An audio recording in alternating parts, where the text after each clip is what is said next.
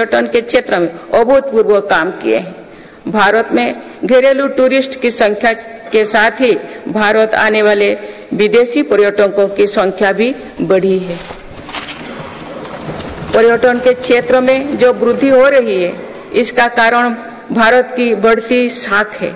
आज दुनिया भारत को देखना और जानना चाहती है। इसके अलावा शानदार कनेक्टिविटी विकसित होने के कारण भी पर्यटन का दायरा बढ़ा है।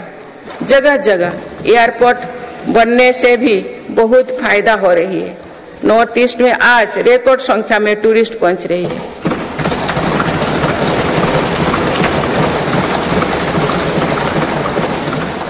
अंडमान निकोबार और लक्षद्वीप को लेकर उत्साह चरम पर है। मेरी सरकार ने देश भर में तीर्थ और ऐतिहासिक स्थलों के विकास पर बल दिया है।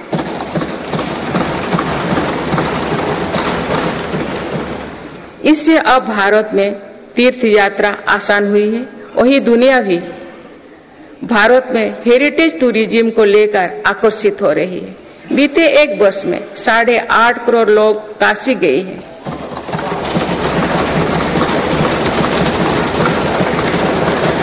पाँच करोड़ से अधिक लोगों ने महाकाल के दर्शन किए हैं।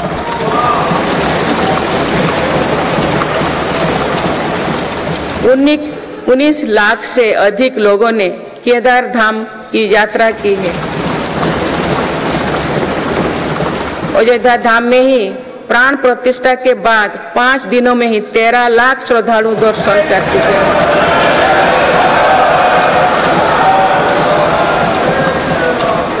पूर्व पश्चिम उत्तर दक्षिण भारत के हर हिस्से में तीर्थ स्थलों पर सुविधाओं का अभूतपूर्व विस्तार हो रहा है।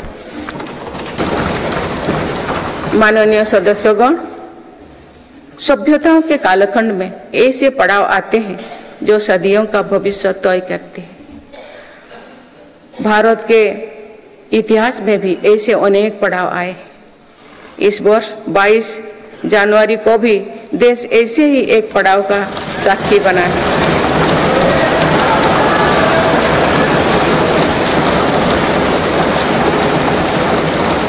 सदियों की प्रतीक्षा के बाद अयोध्या में रामलला अपने भव्य मंदिर में विराजमान।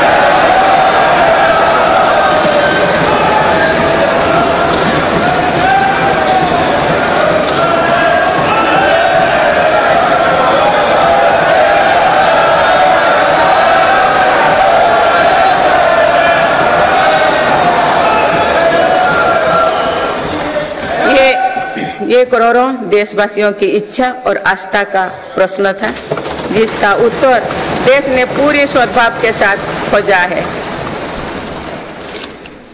माननीय सदस्यगण, आप सभी करोड़ों भारतीयों की आकांक्षाओं के प्रतिनिधि हैं।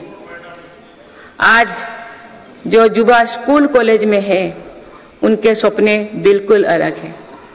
हम सभी का ये दायित्व है कि अमृत पीढ़ी के सपनों को पूरा करने में कोई कसर बाकी ना रहे।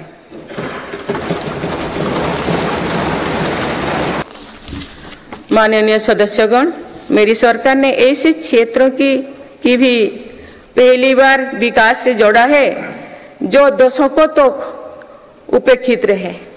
हमारी सीमाओं से सटे गांवों को देश का अंतिम गांव माना जाता था। मेरी सरकार ने उन्हें देश का पहला गांव बनाया है।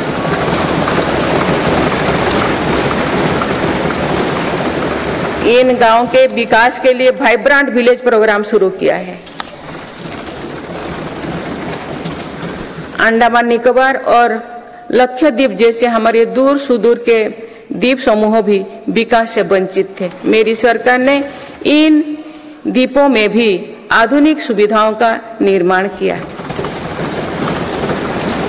वहां सड़क, हवाई यातायात और तेज इंटरनेट की सुविधाएं पहुंचाई। कुछ सप्ताह पूर्व ही लक्षद्वीप को भी अंडर वाटर ऑप्टिकल फाइबर से जोड़ा गया है।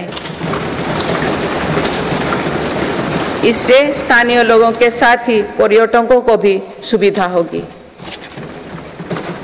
मेरी सरकार द्वारा आकांक्षा जिला कार्यक्रम के तहत देश के 100 से अधिक जिलों में विकास का प्राथमिकता दी गई है।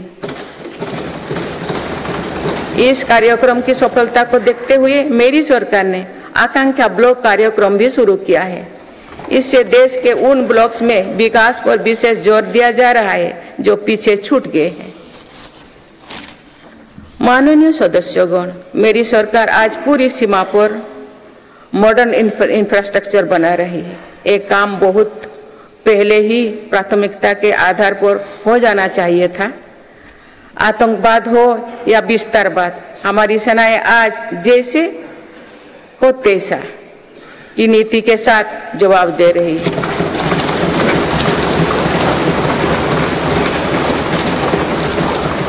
आंतरिक शांति के लिए मेरी सरकार के प्रयासों के सार्थक परिणाम हमारे सामने हैं। जम्मू कश्मीर में आज सुरक्षा का वातावरण है। आज वहाँ हड़ताल का सन्नाटा नहीं, भीड़ भरे बाजार की चहल पहल है। नॉर्थ ईस्ट में अलगाववाद की घटना में भारी कमी आई है।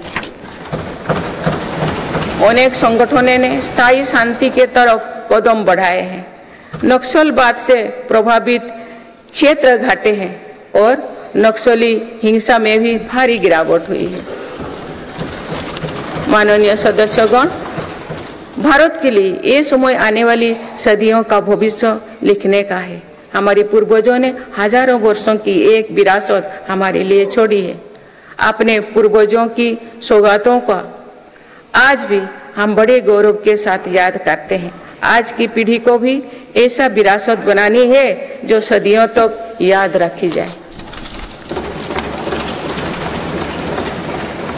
इसलिए मेरी सरकार आज एक बड़े विजन पर काम कर रही है। इस विजन में आने वाले 5 वर्षों का कार्यक्रम भी है।